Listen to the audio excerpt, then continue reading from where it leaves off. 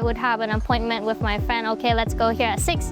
They come at like 7. For my culture, you need to be on time. And why are you not on time? Because I spent my time being here. Cambodia and Japan are both Asian, so we do have some similarities. I tell them I'm Japanese, but they're like, really? Your face is same as Khmer people. Japanese people, they mistake me as Khmer also. Close to the New Year, Chol Chnam Dek Chamaro Khai Nak Bon Nak Snok Nang Mai. Trong Sole the beach Nam Mun was a me un with Moy die. Yeah, like that. Time to rise, Pepeli, the line Ruku, Jingai, Dorikru Nai Dai Ku, Pikai. Yeah. I hope I did well. For record, and in Japan we only have 5 vowels.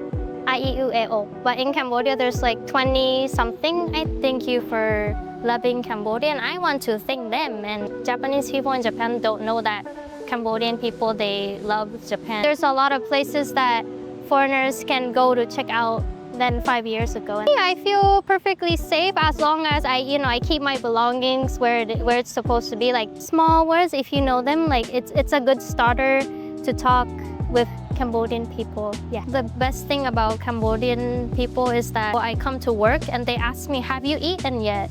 And in Japan, we never ask those questions like, have you eaten yet? Cambodia, they often, tell you that how much they love you and how much they care about you. So I had a Khmer boyfriend before. Yeah. Oh, Khmer And boyfriend. Meet Yumi, a Japanese who moved to Cambodia 5 years ago to pursue her education. Now she works and creates content in Cambodia. Today, Yumi shares her insight about her experience in Cambodia, explains why many people mistake her as Cambodian, discuss the romantic nature of Cambodian men, and why she will never leave the country. like the Cambodian people are letting me stay here because I'm not Khmer. They welcome me with a smile, so I really appreciate that they let me stay here. I hope I can stay here forever and they let me stay here forever. Before Cambodia, I went to like Korea, the US. I lived in the US for 3 years. I went to island called Palau, There's this island called Palau in the Pacific. And also I've been to like Australia, but after I came to Cambodia, my first impression was it's hot, and also the people are so smiley and also like warm, very warm. Yeah. So, before you've been to Australia, you've been to the US, and these countries are very most people's dream country. Mm-hmm. They want to go to Australia to have Right. a better life. They want to Yes. go to the US to have a better life. Japan also. Yes. And you choose to come to Cambodia to live. I think if you think about your mental health, I think this is the best country because the people are the people and the environment are very welcoming and warming. And yeah, if you want like a very convenient life, or if you want like a modern life, maybe Japan, US, Australia, maybe it's good, but it depends on the person. But for me, my mental health was not so good in living in Japan. So Any culture shocks? culture shocks, I would say the time, perspective on time. Because in Japan, especially if you're working, you really have to be strict on time. Like even you're late 1 minute, that is late. So I also, when I was at school or was working at a Japanese company, I had to be at work like 15 to 30 minutes before just to ensure that I'll be there on time. But I think in Cambodia, the perspective of time, it's a little bit more I would say loose, like flexible. And, sometimes I would have an appointment with my friend, okay, let's go here at 6. They come at like 7. And I'm like, what? First I was like, why? We said 6. You need to come at 6. But eventually I figured out, they have their own perspective of time, and sometimes they can be late, and that's okay. At first, were you angry with them? Why are they not keeping up with the time? And they are just showing up anytime they want. Were you angry with them? I was not angry directly, but I would say I was stressed because for my culture, you need to be on time, and why are you not on time? Because I spent my time being here, but after that I kind of adapted to the culture here, and I feel like sometimes now I'm late too. So I have an appointment at 6. Sometimes I'm like, sorry, I'll be at 6:30, something like that. So Is it like a Cambodian habit now? Is it like the habit that you got from Cambodia? I guess so, because even my Japanese friends. So for example, like before we had a party of about 15 people, all Japanese, all my friends, and the appointment was at 6, and I went to the place at like 5:30 just to make sure like everyone will be there. And people came at like 6:30 or 7. So even Japanese people, they're now like late when they live in Cambodia. So I guess it's like a culture thing. Is there anything like you are still finding it difficult to adjust in Cambodia? Not really. I do sometimes stress about traffic when I'm in a hurry or something, but that's okay. I think, yeah, I don't have any complaints, because I think Cambodia and Japan are both Asian, so we do have some similarities and some differences. I would say I get used to it. Like maybe the first year, second year, I wasn't that used to it yet, but since it's my 4th year, 5th year now, I'm more used to it and I was able to adapt. So I think the longer you live here, you get to adapt to their culture. Currently, no. I love everything. Before? Before, I think the time was the most The most stressing one. But I understood now, because sometimes Stefla, like the traffic is really heavy, so like it's not about you, but it's about the external factors. So I kind of get it now, like why some people are late, and I myself is late. So yeah. The traffic here compared to Japan, is it different? Yes, it's very different.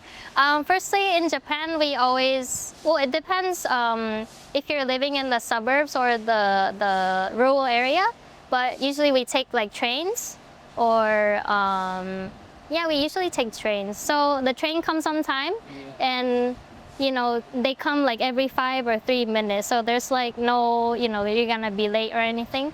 But in Cambodia, I usually take the tuk-tuk.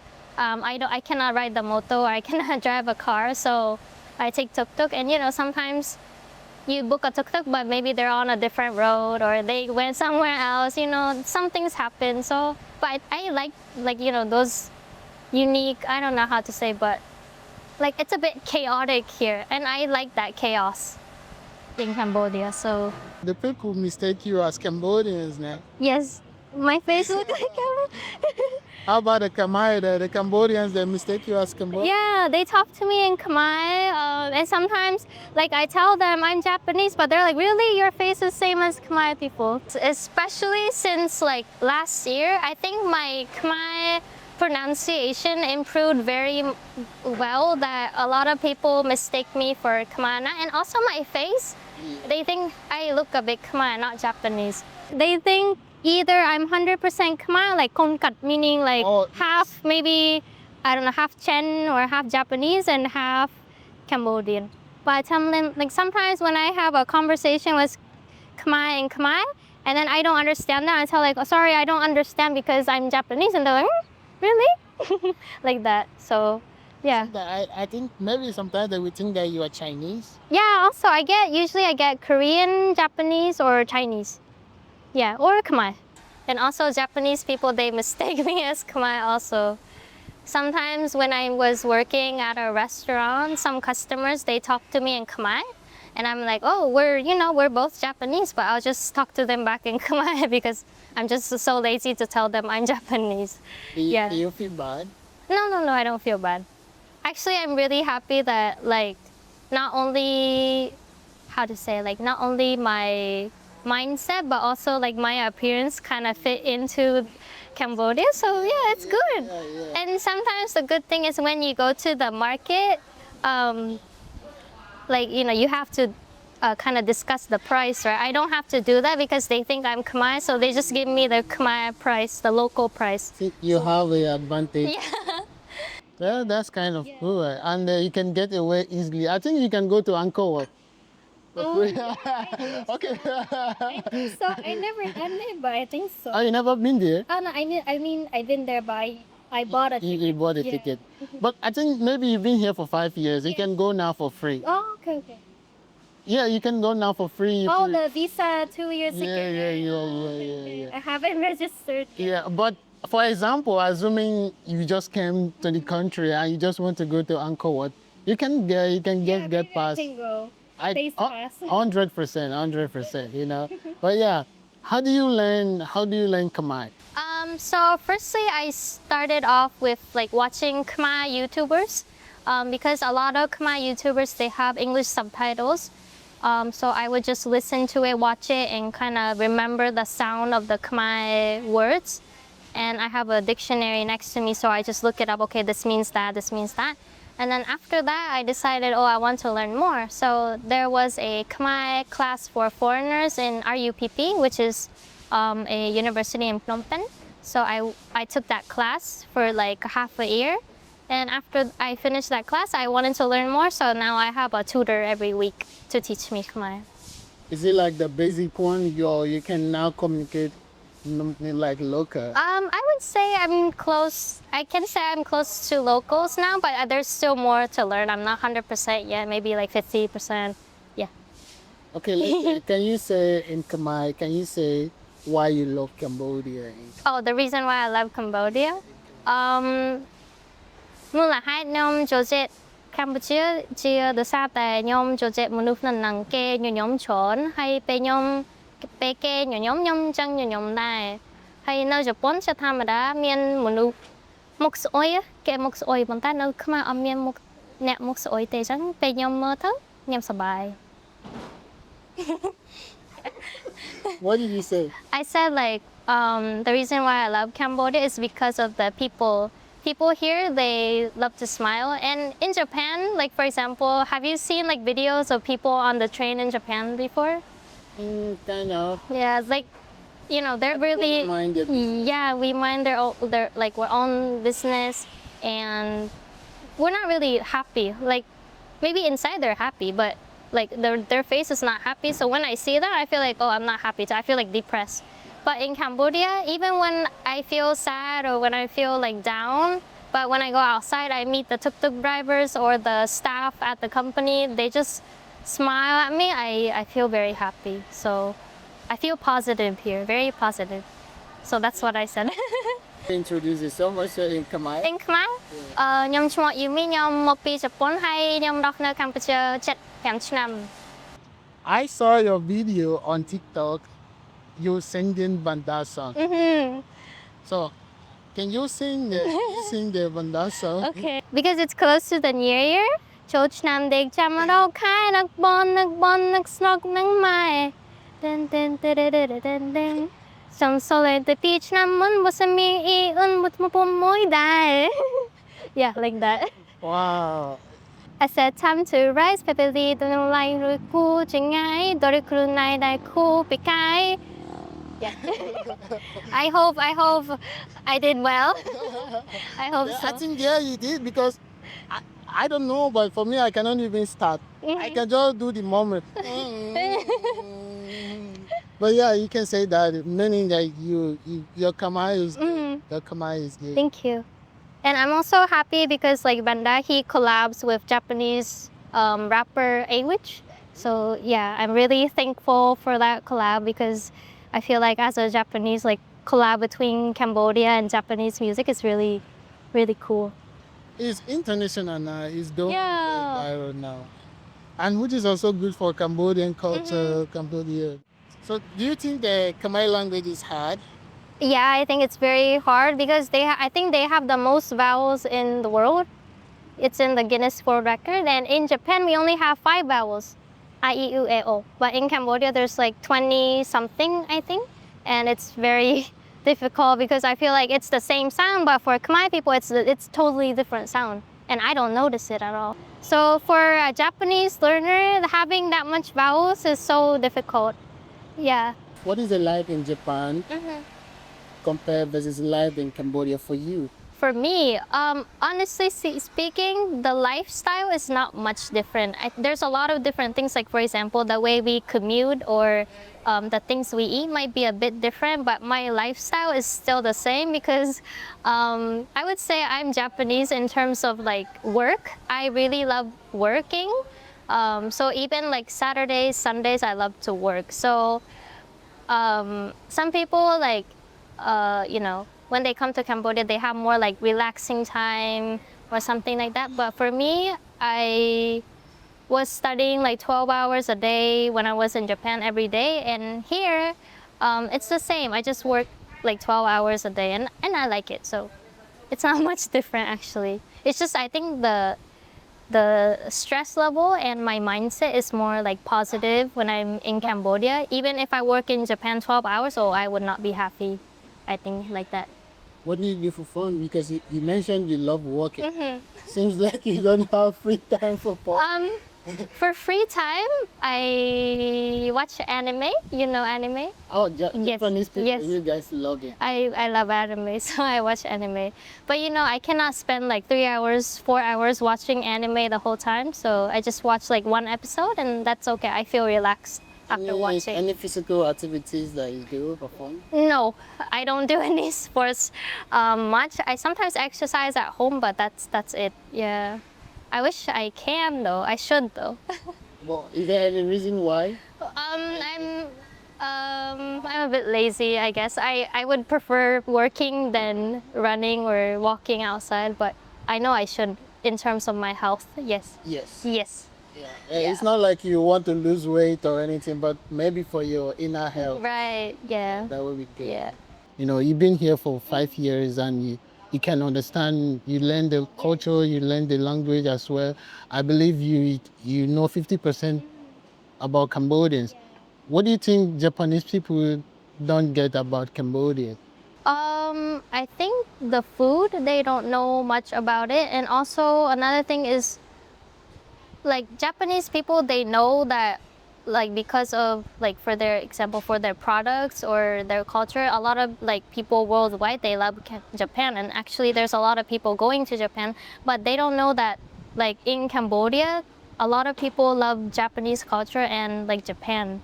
Like sometimes when I go outside and I tell someone that I'm Japanese, they be like, like thank you for coming and thank you for loving Cambodia. And I want to thank them. And yeah, they always tell me, oh, like Cambodian people loves Japan so much. And I don't think Japanese people know that. Like Japanese people in Japan don't know that Cambodian people, they love Japan. And I really appreciate it, yeah.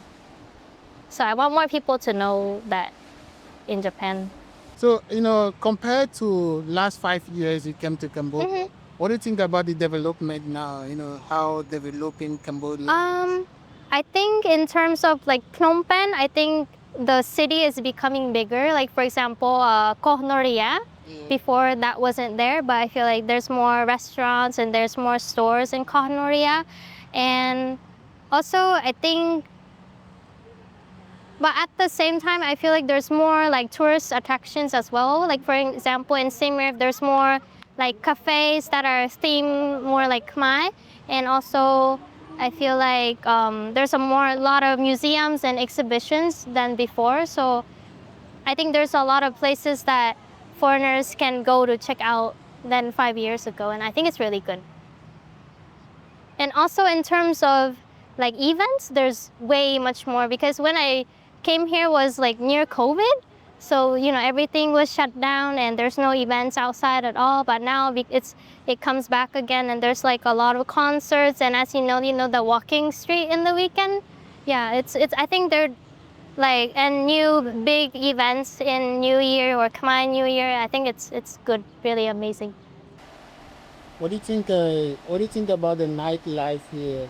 Nightlife. Are you a nightlife person?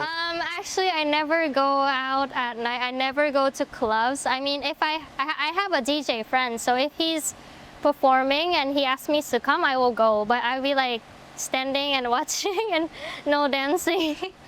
Yeah. I also don't go to bars or anything, so. Is it something that you don't have people to? Is it because you don't have people to go with, or you don't find it fun? I think it's both, and also because I compare with work and I want to work more. Okay. So I was like, should I work or should I go out? I was just say, okay, I should go work. After work? Yeah. Actually, my work ends at like 4 a.m. So From what time to what time? Currently, my work schedule is around like 11 a.m. to 3 a.m. 11 a.m. Yeah, Oh. because I work at a restaurant group, so sometimes some of the restaurants they close at 2 a.m. So I stay until that, and then I kind of work. I kind of finish off any task that's remaining, and I go to sleep. So it's like opposite, daytime and nighttime is opposite for me. Yeah. How safe do you feel here in Cambodia as a woman? Oh, for me, I feel perfectly safe as long as I keep my belongings where it's supposed to be. Like, I will put all my like phones and stuff in my pocket while I'm walking on the street. Yeah, if you be careful, I think it's the same everywhere. Even in Japan, US, it's the same. You have to be careful yourself. And in terms of Cambodia, if you be careful, like, it's perfect, like no problem.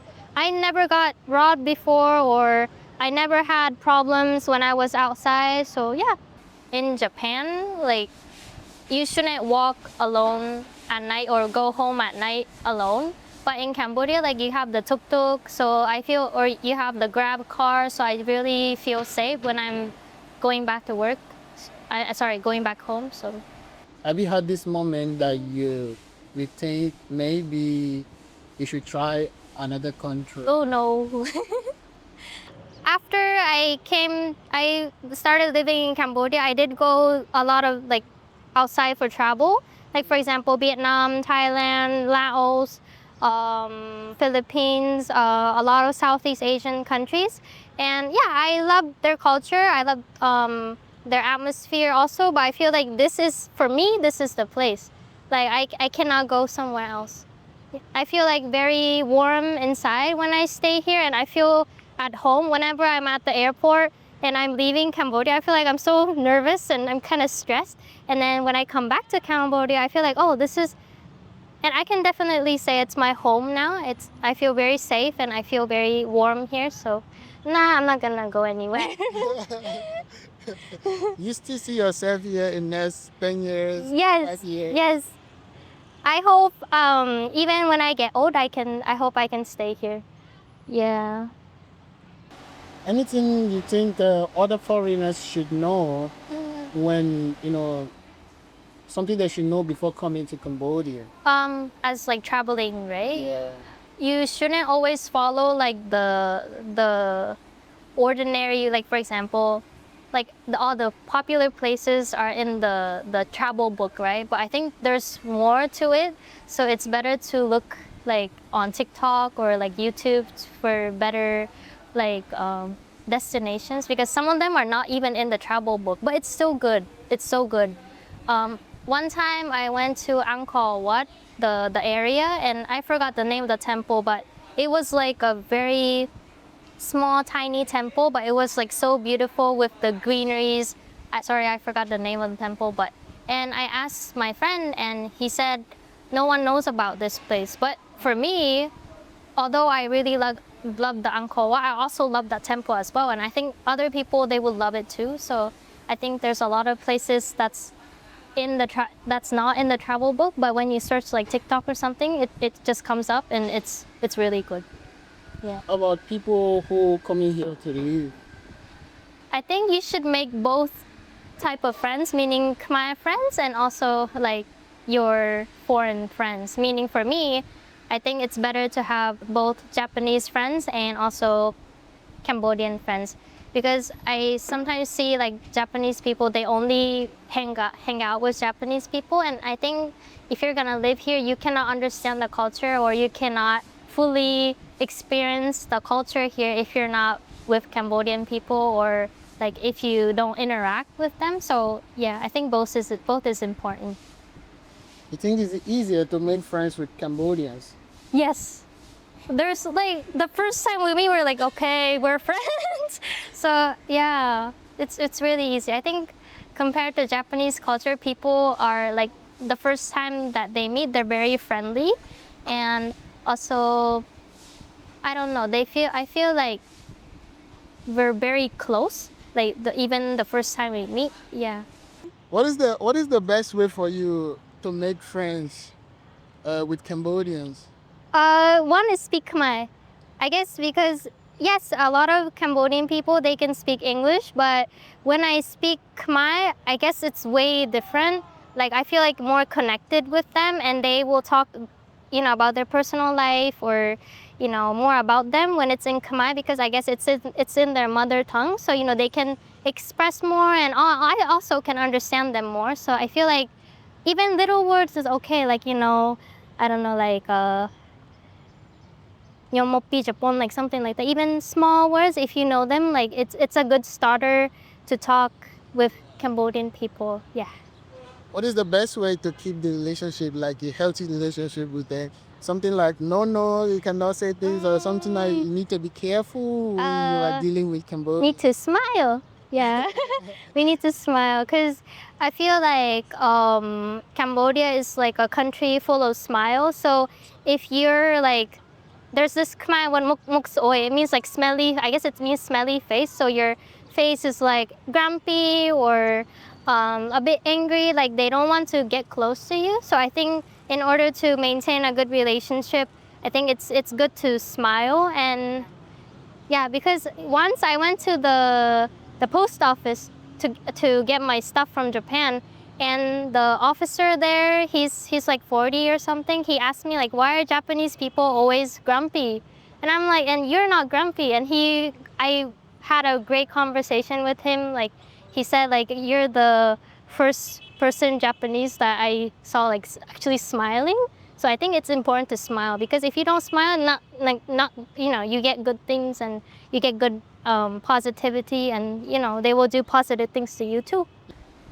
I think the best thing about Cambodian people is that, like, for example, I come to work and they ask me, have you eaten yet? And in Japan, we never ask those questions like, have you eaten yet?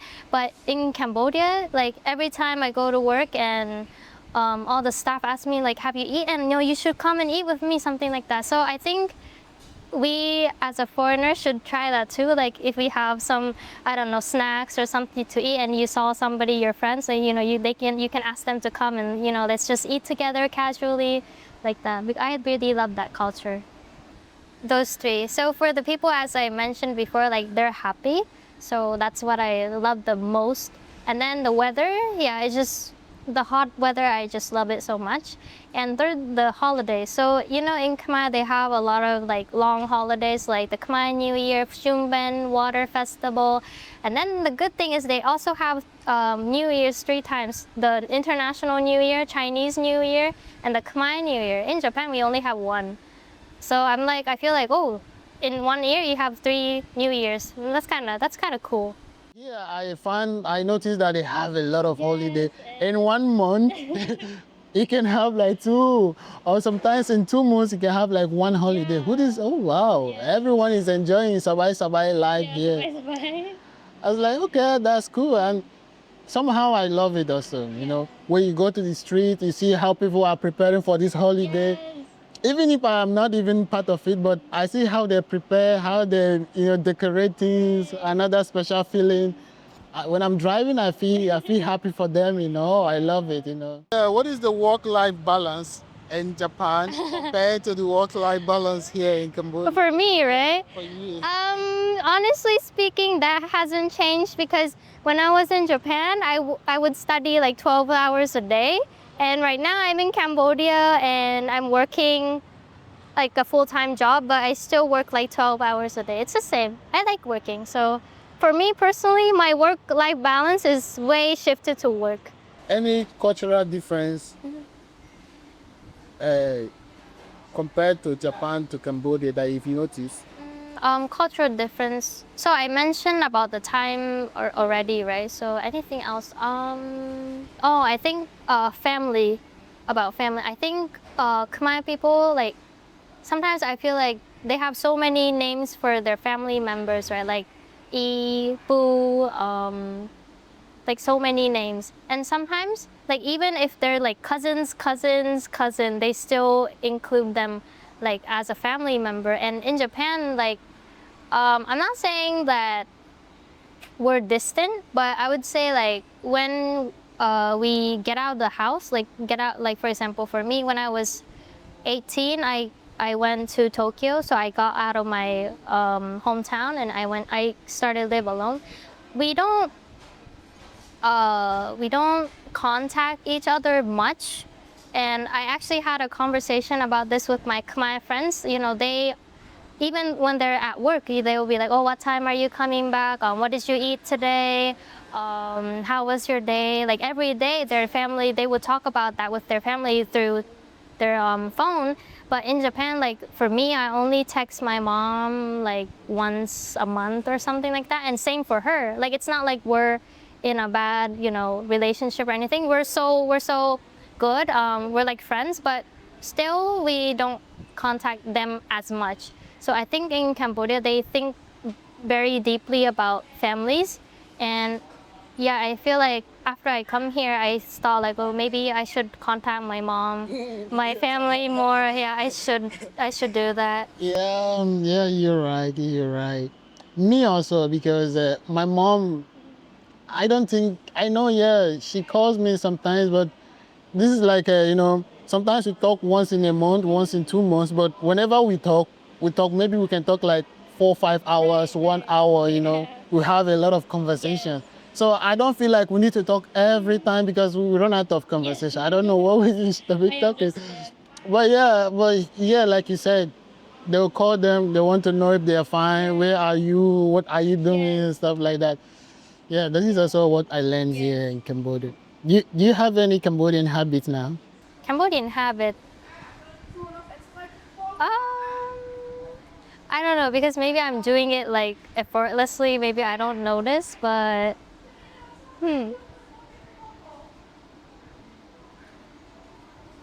But it's not a habit, but I think when I'm talking to Khmer people, like my Khmer just comes out normally. So I feel like, because in my head, like Khmer language is always in my head. So it just comes out. And I think it's a good habit when I'm living here. So yeah.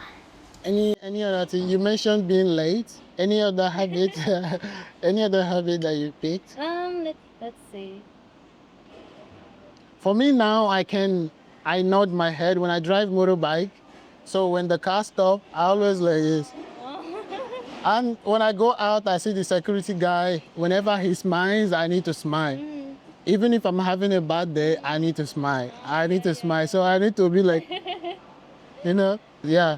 This is one of the habits I got from Cambodia, and which is also a good habit. For me, I don't know if you call this a habit or not, but in Japan, like even if I want to go to a convenience store, I would put on makeup just to go to a convenience store. But in Cambodia, like I just wake up, I have my pajamas on, I would just go out. Because like, like even at like the markets and stuff, like, you see some people wearing like pajamas and stuff. So when I first saw that, it was like, why are you wearing pajamas outside? But yeah, I got used to it, and now I wear pajamas outside sometimes. And when I'm at restaurants, I would just say bong ơi, like that. When I want to call someone like bong ơi, like I think saying bong is like a habit now. Like every time I just Everyone. Yes, I call everyone bong because sometimes I don't know if they are own or bong, and I don't want to be rude. Like so, I just call everyone bong. But sometimes when they are young, you call them bong, they feel not happy, because it seems like you think they are old, something like that. But Do you notice it? not really. Or maybe, I don't know, I just didn't notice myself, but yeah. Yeah, I think sometimes when when I'm with my friend, maybe I call the waitress bong, like, she's young, why you call her bong? Stuff like that. So yeah, it's kind of difficult to determine is this person own or is this person bong, or maybe is it pu or e, or like sometimes it's difficult. Like I need to think a bit. So usually I just say bong. But in general, they don't mind. They don't mind because they don't really take things personal. Mostly when it comes to foreigners, they know you don't know. This is just normal. But yeah. Do you eat Khmer food? Yeah, I eat my food. You have favorite? My favorite is definitely no manchok smrok Khmer, and no one's gonna change my opinion about this. It's I think I can say it's number one. Have you tried the prohok? Yeah, I can eat it. You can eat pork? You can what? No, I think there are different types. Yeah. One of the like the strong taste. I'm not sure if the one that I've eaten is the strong one, but you know, you dip the vegetables into the pork, right? I really like that. And I also like the mangoes here in Japan. One mango is around just one piece of mango is around like $3 to $5. But you know, here 1 kilo like $1 or something like that. So that is like heaven for me as a mango lover. Is there anything that you've learned in Cambodia? Yes. Yeah, that you currently applied in your daily life? For me, I feel like in Cambodia, like people live now. In contrast, I think in Japan we think too much about the future, or like we overthinking. Like we're overthinkers, I think, in like personally. So when I started living here, I noticed like people, you know, they're more like, how to say, You enjoy the moment. yeah, they enjoy the moment. So I feel like, oh, I should do that too, not to, you know, overthink about the future. And because even if I think about that, maybe it's not gonna happen. So I think, yeah, that's one thing I learned. Like Do you think it's a good thing? for me, Not thinking about tomorrow or planning ahead of tomorrow. I think you should plan, but when you overthink, it's gonna be a stress for you. So for me, I was a overthinker, and you know, still now I sometimes have this habit of overthinking. But sometimes when I talk with my Khmer friends, and you know, they say like, you know, don't think too much, không có chọn, like that. So yeah, I try to think like that right now. Is it difficult for you to find a partner here in Cambodia? I don't think it's difficult. I'm making it difficult because now I prioritize work. So until like I'm satisfied with my work, I don't want to really find a partner right now. So it's my problem, not others. Or have you dated here before? Yes, I dated. Yeah, I dated Khmer. I had a Khmer boyfriend before. Yeah, Oh, and my boy. How was it? Um, it was fun actually because I get to know more about the culture. If I have a Cambodian partner, he would tell me a lot about the food or the language because we usually talk in English or in Khmer. So I get to learn a lot from him. But the thing is that because I was too much into work, that part didn't really fit. At I think it was like good. How to say? We met at the wrong time maybe because I was too focused on work. So yeah. So was it your fault? Yeah, I think so because I didn't take much time spending time with him, and you know, I should have took more time to spend time, like at least like once a week or something. So Yeah. yeah. What is like a dating with Khmer guy versus dating with the Japanese guy? So in Japan, well, in terms of like some people they don't date because they want to get married, but you know, but in Japan, if you want to get married and you start dating, usually we live together like we borrow an apartment or something, and we live together for like a short amount of time to see if the lifestyle fits, you know, because if you don't live together and you get married, you have problems in your daily life, it's gonna be really hard.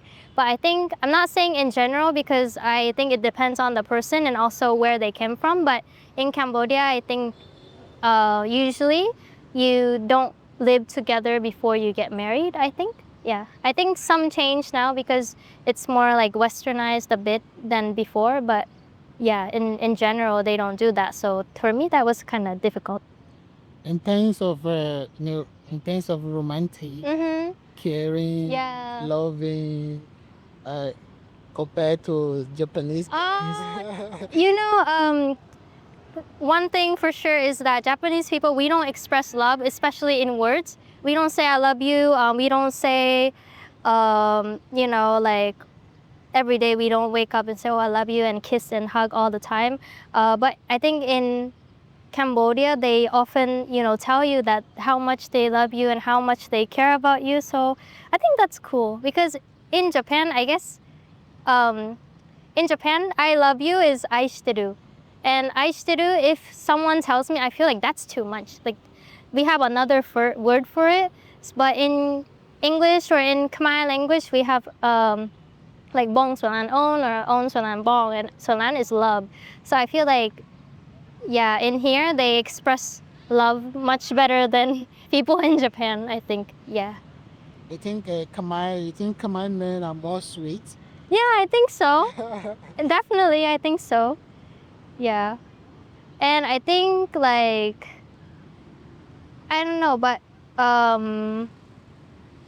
in Cambodia, I mean, for my previous boyfriend, like he thought a lot about me and took me to many places that I think, oh, well, let's go to this place because you haven't tried this food, this Khmer food yet, something like that. So it was really nice. Like they think about you a lot and stuff. Yeah. That's great. How expensive do you think Cambodia is compared for you?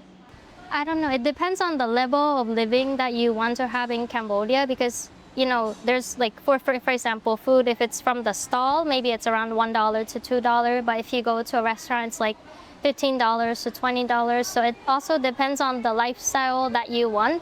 But I think if you live here, you can like have the life that fits your lifestyle.